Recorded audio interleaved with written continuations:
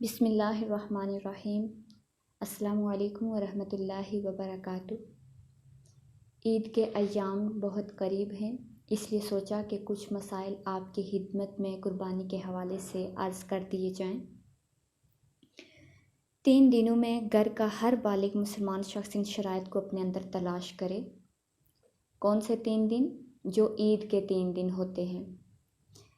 مزاج شرع تو یہ ہے جیسے حج کی شرائط، ایام حج کے دن جو ہوتے ہیں اس وقت دیکھی جاتی ہے کہ آیا مسلمان کے اندر یہ شرائط ہیں تو پھر اس پہ حج فرض ہے، اگر نہیں ہے تو پھر حج کی فرضیت ساقط ہو رہی ہے، نہیں ہے تو۔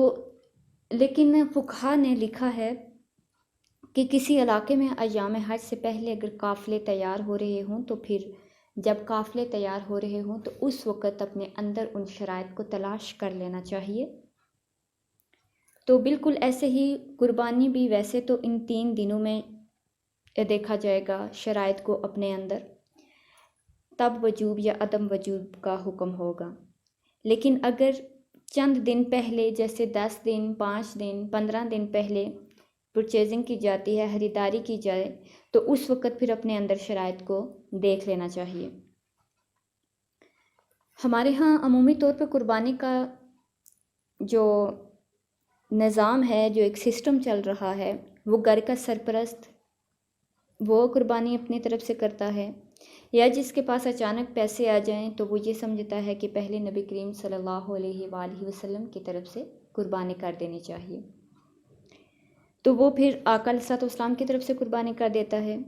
بعض لوگ جو ہیں وہ والدین کو فوقیت دیتے ہیں کہ پہلے والدہ کی طرف سے یا والد کی طرف سے قربانی کر دیتے ہیں، پھر والدہ کی طرف سے کرتے ہیں۔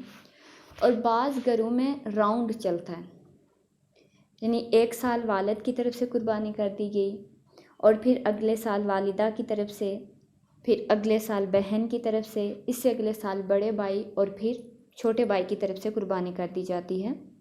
تو یاد رکھیے گا کہ یہ تمام طریقے صحیح نہیں ہیں۔ سب سے پہلے آپ کو اپنے اندر وہ تمام شرائط تلاش کرنی ہوں گی جس میں یہ شرائط پائی جائیں، اس پر قربانی واجب ہے اور وہ قربانی کرے۔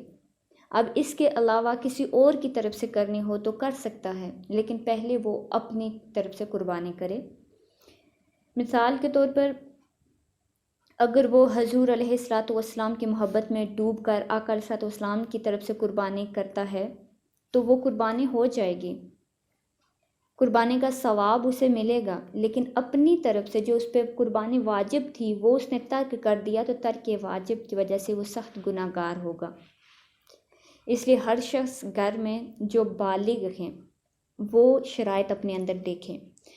تو بالغ جو ہیں وہ 15 سال کی عمر میں بلوغت کا حکم ہو جاتا ہے، تو ان کو اپنے اندر جو شرائط دیکھنی ہے وہ نمبر 1 کہ وہ مسلمان ہوں، نمبر 2 بالغ ہوں، نمبر 3 مقیم ہوں، مسافر نہ ہوں، نمبر 4 ہے مالک نصاب ہوں۔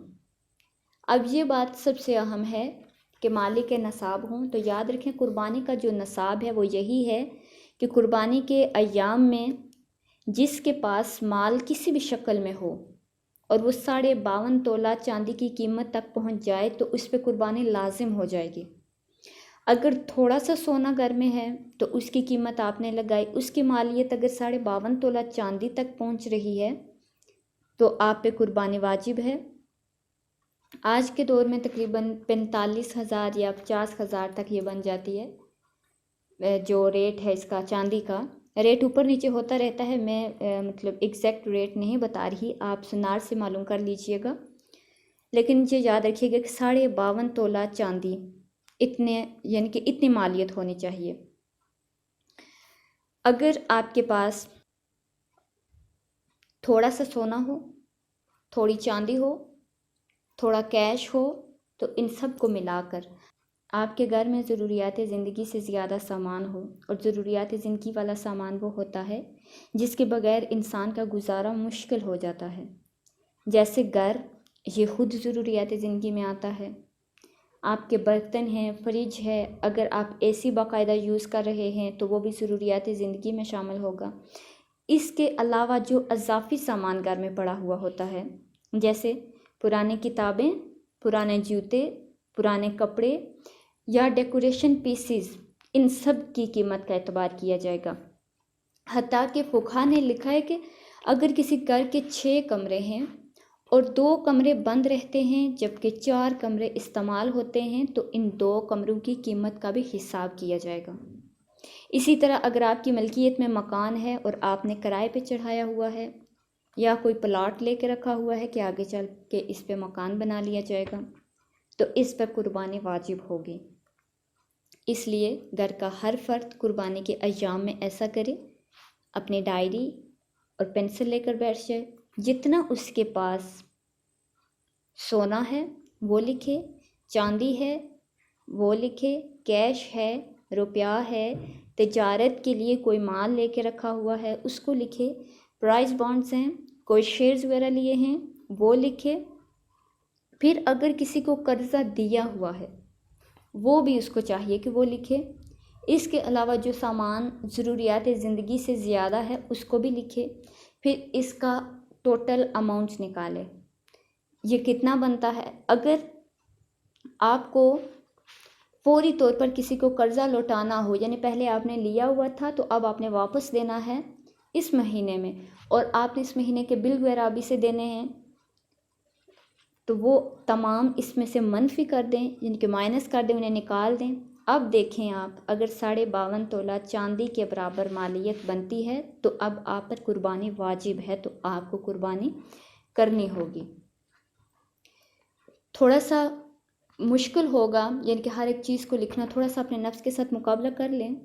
हर शख्स अपना अपना हिसाब करे और ख़ुद करें, क्योंकि हर बंदे को खुद पता होता है कि उसके पास कितनी चीज़ें कौन कौन सी हैं।